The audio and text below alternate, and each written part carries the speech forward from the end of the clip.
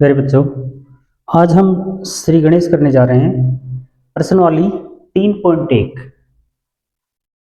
3.1 में ग्राफ दिए हुए हैं।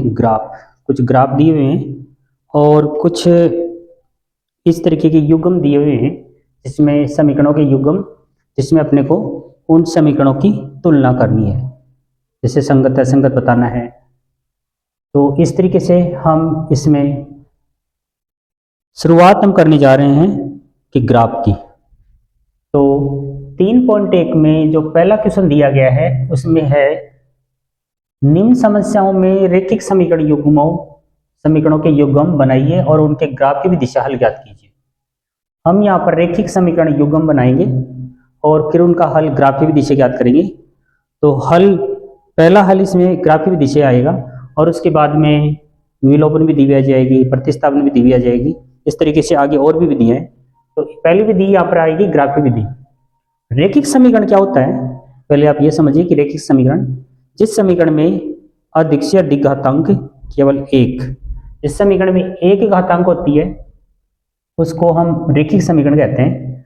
तो यहाँ पर रेखिक समीकरण युग्म बनाना है और उनके हल ग्राफ की विधि से ज्ञात करने हैं।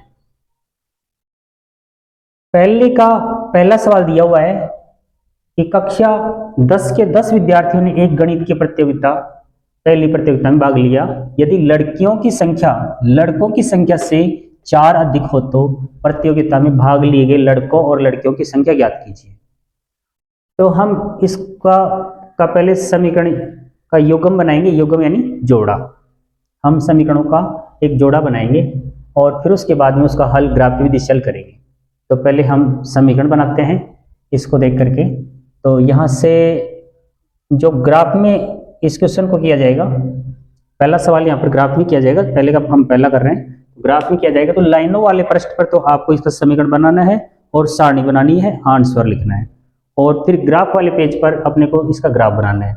तो इसमें ग्राफ वाले पेज पर जो ग्राफ आपको दिया जाता है उसमें एक साइड में ग्राफ होता है, एक साइड में लाइनों वाला पेज होता है।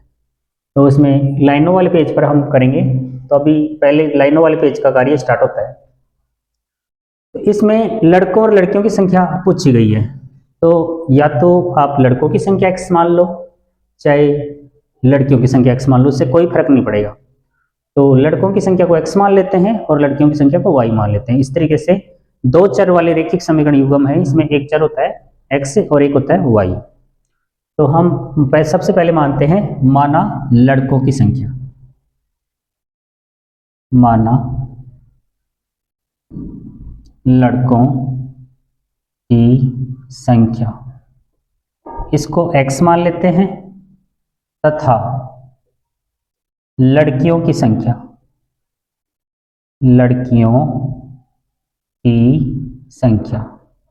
इसको हम मानेंगे y। इस तरीके से हम इसको y मान लेंगे।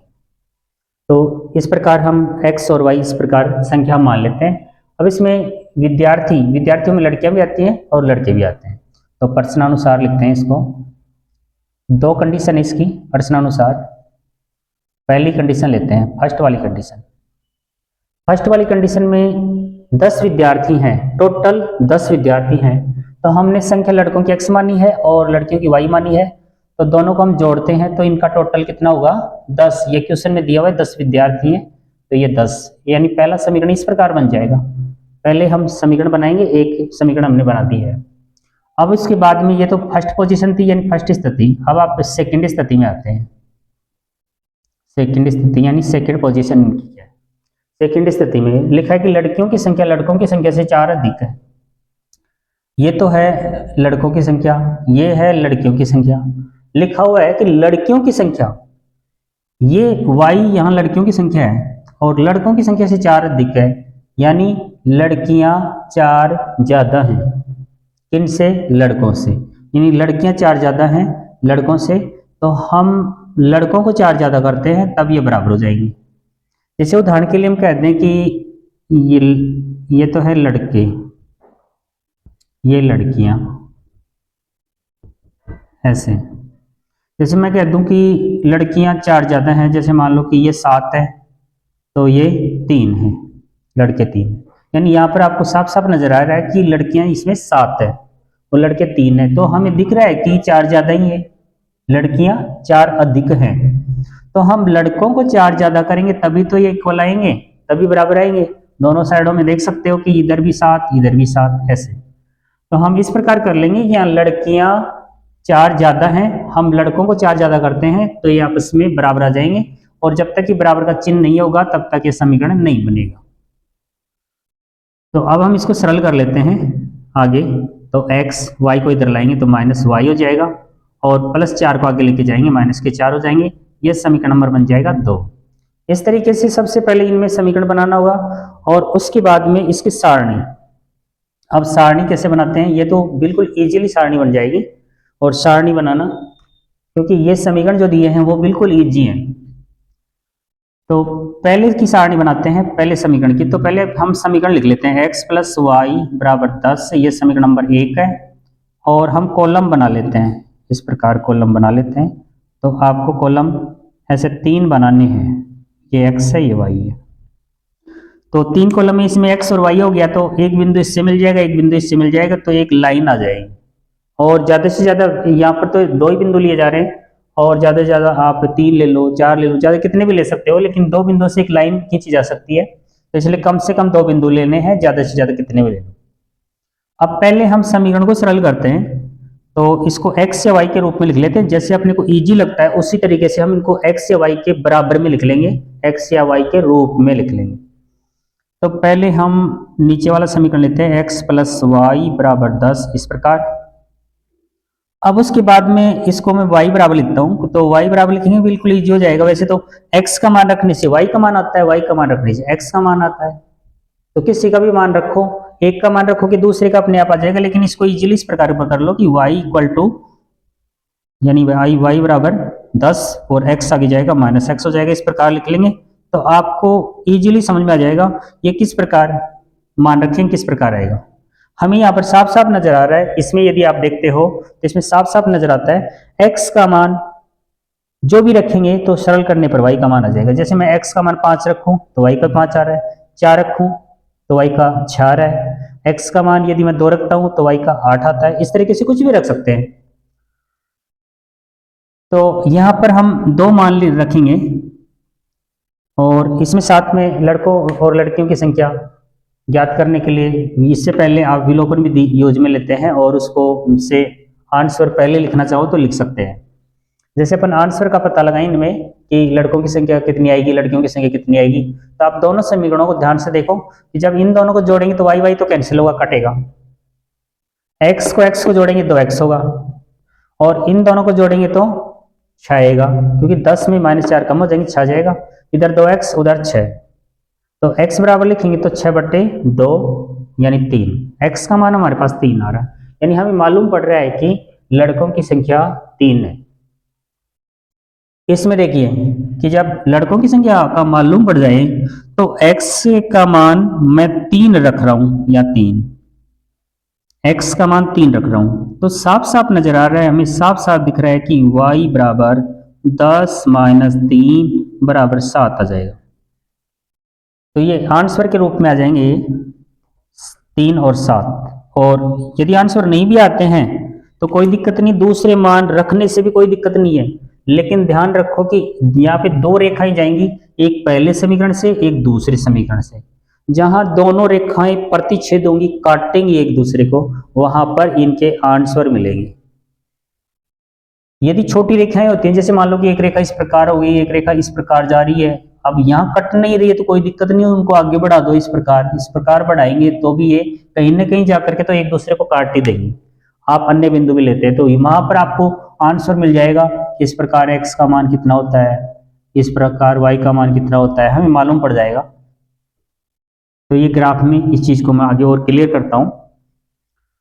तो यहाँ पर x का मान 3 लेने से y का मान मेरे पास आ गया 7, और x का मान यदि मैं 7 ले लेता हूं तो y का मान आ रहा है 10 - 7 बराबर आ जाएगा 3। इसको भर लेते हैं इनमें सारणी में, x का मान 3 यहाँ 3, y का मान 7 यहाँ पे 7, x का मान 7 यहाँ 7 भर लेंगे, y का मान 3 यहाँ पे 3, यानी एक सारणी का कार्य समाप्त हुआ। अब हम चलते हैं दूसरी सारणी के लिए, दूसरा समीकरण लेते हैं। इसी टाइप में हम दूसरा समीकरण ले लेंगे। दूसरा समीकरण हमारे पास है x माइनस वाई और बराबर है -4, और ये समीकरण नंबर बन गया 2। और हम यहाँ पे बनाते हैं कॉलम, इस प्रकार कॉलम बना लेंगे जैसे पहले में बनाया था, उसी तरीके से हम बनाते चले जाएंगे। x y लिख देंगे। इसमें आप देखिए कि नीचे इस समीकरण को लेते हैं x माइनस वाई बराबर -4, इस प्रकार आप समीकरण को ले लें। अब आप यहाँ पे ध्यान से देखिए कि y के बराबर इसको करते हैं तो माइनस का एक आगे जाके बट्टे में जाएगा, भाग लगेगा उसका, तो वो थोड़ा हार्ड लगेगा आपको। तो कोई जरूरी नहीं कि इसको y के बराबर ही लिखें, इधर तो y के बराबर लिखा था हमने, तो x के बराबर लिख दीजिए और भी इजी पड़ जाएगा, बिल्कुल इजी हो जाएगा। तो x बराबर लिख दीजिए, कोई जरूरी नहीं कि x के बराबर लिखें या y के बराबर, किसी के बराबर लिखो आप, लेकिन जैसे आपको इजी लगे उसी तरीके से इसको x या y के बराबर लिखें। तो मैं इसको x के बराबर लिखता हूँ, इधर -4 है, ये आगे जाएगा तो ये प्लस का बन जाएगा y, तो और भी ज़्यादा इजी लगेगा आपको। इस प्रकार वैल्यू रखने में कोई दिक्कत नहीं, आराम से आप वैल्यू रख सकते हैं, बिल्कुल इजी है वैल्यू रखना, कुछ भी रखो। लेकिन अब आप यहाँ देखिए कि हमें इसमें मालूम पड़ रहा था कि 7 और 3 और 7 इनके आंसर है, तो y का मान 7 है इधर, तो ये यहाँ पे आंसर है। तो यदि मैं y का मान यहाँ 7 रखता हूँ तो x का निश्चित रूप से 3 ही आएगा, तो y का मान 7, तो x बराबर आता है हमारे पास -4 प्लस 7, तो 7 में से 4 कम करेंगे तो 3 आ जाएंगे। तो x का मान x में भरना, y का y में, यदि ऊपर नीचे कर देंगे तो रॉन्ग हो जाएगा, गलत हो जाएगा। x का मान 3, यहाँ पर 3, y का मान 7, यहाँ पर 7, इस प्रकार। और कोई भी मान रख सकते हो, जैसे 0 भी ले सकते हैं, कोई दिक्कत नहीं, कुछ भी ले सकते हैं। y का मान हम यहाँ 0 लें तो x का मान देखिए, x का मान होता है -4 प्लस यहाँ पे 0, यानी y की जगह 0, तो ये बन गया -4। तो y का मान हम 0 लेते हैं तो x का मान -4, इस प्रकार आ जाएंगे। अब ये सारणी का कार्य तो यह समाप्त हुआ। अब स्टार्ट होता है ग्राफ का काम, यानी सारणी का कार्य ये सब लाइनों वाले पेज पर करना है, और लाइनों वाले पेज पर लास्ट में आपको आंसर और लिखना है। इतना कार्य तो पीछे वाले लाइन वाले पेज पर करना है। और अब ग्राफ का कार्य स्टार्ट होता है। यहाँ तक का कार्य था केवल लाइनों वाले पेज का, और एक चीज और रहेगी इसमें, आंसर और लिखना लाइनों वाले पेज पर। उसके बाद कार्य स्टार्ट होगा ग्राफ का। तो ग्राफ को समझाने के लिए मैं थोड़ा सा यहाँ से रब करूंगा, और केवल सारणी की आवश्यकता पड़ेगी, मैं सारणी में समझाता हूँ। तो मैं ग्राफ के लिए, आपको ग्राफ को समझाने के लिए मैं थोड़ा सा इसको रब कर रहा हूँ, और चाहो तो आप इसको यहाँ तक स्क्रीनशॉट ले सकते हो। तो मैं यहाँ पर इसको हटाता हूँ।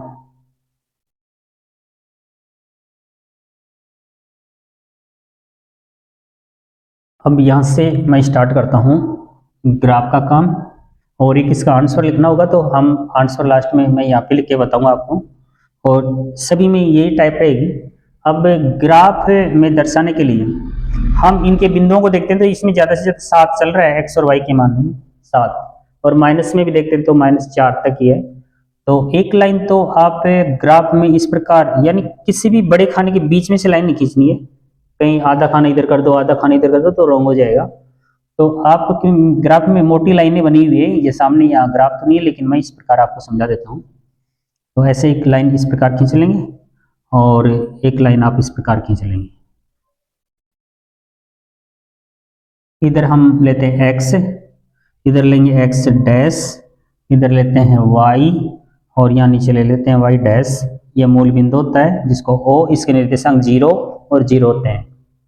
इसका उचित पैमाना हमें लिखना पड़ेगा, पैमाना 1 सेंटीमीटर। यहाँ आप ग्राफ में लिख देंगे पैमाना 1 सेंटीमीटर। हम कहते हैं एक बड़े खाने को, एक बड़ा खाना 1 सेंटीमीटर बराबर एक विद्यार्थी, या विद्यार्थी हैं इसलिए एक विद्यार्थी, इस प्रकार लिख देंगे। ये पैमाना हो गया। अब हम इकाइयों को दर्शाते हैं। यहाँ पे एक बड़े खाने पर थोड़ा सा चिन्हित करके, यहाँ ऐसे 1 2 3 4 5 6 7, ज़्यादा ज़्यादा हमें 7 ही चाहिए, और ज़्यादा आप आगे 8 9 10 ऐसे इस प्रकार ज़्यादा भी बिंदु लेते हैं, कोई दिक्कत नहीं है, हमें 7 तक चाहिए, केवल ज़्यादा दर्शाते हैं कोई दिक्कत नहीं है। और x की तरफ ज़्यादा से ज़्यादा -4 हैं, x डैश की तरफ से, तो ये माइनस में चलेंगे, 0 से इस साइड में -1, -2, -3, -4, -5, हमें तो 4 तक ही चाहिए, लेकिन ज़्यादा भी आप लिख सकते हैं, कोई दिक्कत नहीं। ऊपर की तरफ चलते हैं तो y में हमें प्लस में 7 चाहिए, तो 7 7 से 8 ले लो, 9 ले लो, कोई दिक्कत नहीं है। नीचे y में माइनस में 1 भी नहीं है, ऊपर माइनस में चलेंगे, नीचे प्लस में चलिए, ऊपर प्लस में चलेंगे और नीचे माइनस में, यानी y की तरफ प्लस में और y डैश की तरफ माइनस में। तो उधर को ऊपर प्लस में चलेंगे तो प्लस में 1, ये मैं केवल माइनस का चिन्ह नहीं है यहाँ पे, ये केवल चिन्हित कर रहा हूँ, 1 खाने को, 2 3 4 5 6 7 8 9। नीचे चलते हैं तो ये माइनस में आएंगे, माइनस में या इसे चिन्हित करने के बाद में माइनस का चिन्ह लगा रहा हूँ, -1, नीचे -2 -3, ये यूज में नहीं आएंगे लेकिन आप दर्शा सकते हैं, कोई दिक्कत नहीं है इस प्रकार। अब ये दर्शाने के बाद में अब हम बिंदुओं को लेते हैं। पहले x का मान 3 और फिर 7, x पर 3 ये है, y पर 7, 3 के सीध में लाइनें बनी हुई ग्राफ में, कोई दिक्कत नहीं, लाइनों के सीध में इस प्रकार बढ़ जाएंगे और 7 के बराबर में आकर के आप यहाँ डॉट लगाएंगे, इस प्रकार डॉट लगा देंगे, यानी एक डॉट लगा करके इस प्रकार एक गोला लगा देंगे।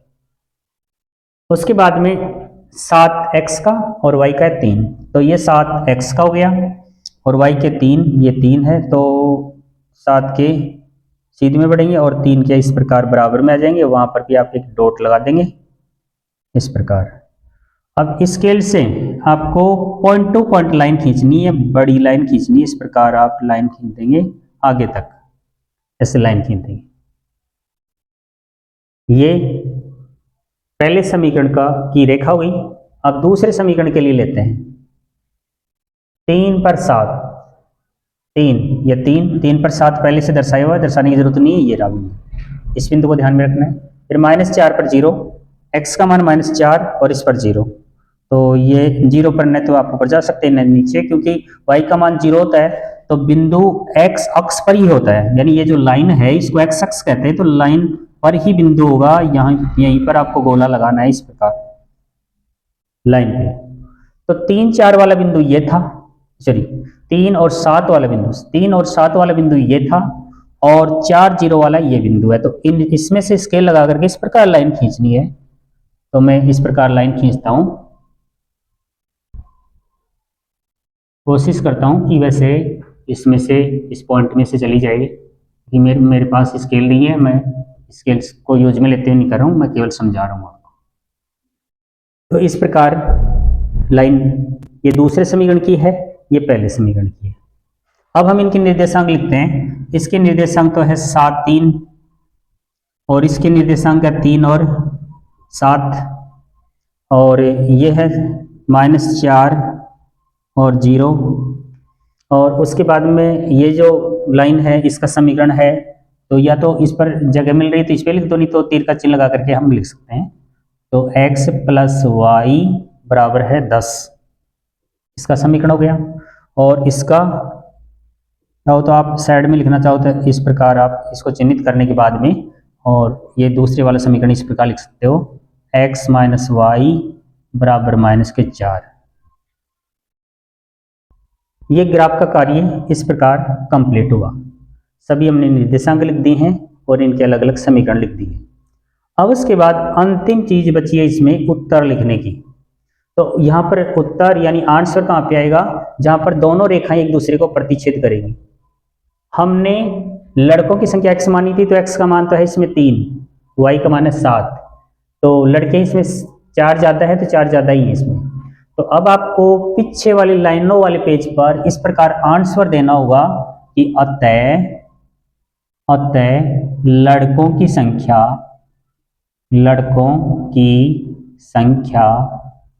बराबर 3 तथा लड़कियों की संख्या बराबर 7। इस प्रकार आप इसके आंसर बता देंगे। ग्राफ इस प्रकार से हल किया जाएगा। तो आज का पहले क्वेश्चन यहीं पे समाप्त होता है। यदि आपको वीडियो पसंद आई हो तो लाइक और शेयर अवश्य करना। धन्यवाद।